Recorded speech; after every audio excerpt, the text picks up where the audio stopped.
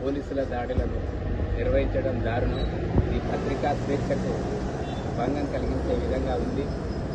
రాష్ట్ర ప్రభుత్వం ఆలోచించి ఇట్లాంటి దాడులకు పాల్పడకూడదని రాజేంద్ర నగర్ జర్నలిస్ట్ అసోసియేషన్ తరఫున మేమంతా డిమాండ్ చేస్తున్నాం. జర్నలిస్టు ఐక్యత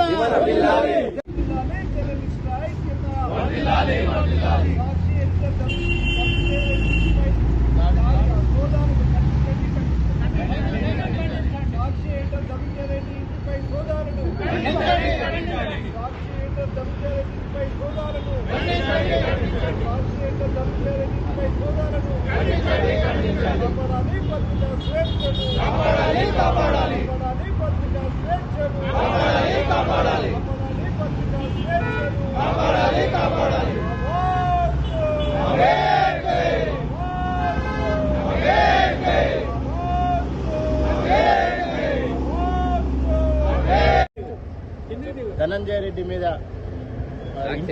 సాక్షి ఎడిటర్ ధనంజయ ఇంటి మీద అక్రమంగా ఎలాంటి అనుమతులు తీసుకోకుండా పోయి సోదాలు నిర్వహించడం అది పత్రిక స్వేచ్ఛకు విరుద్ధము.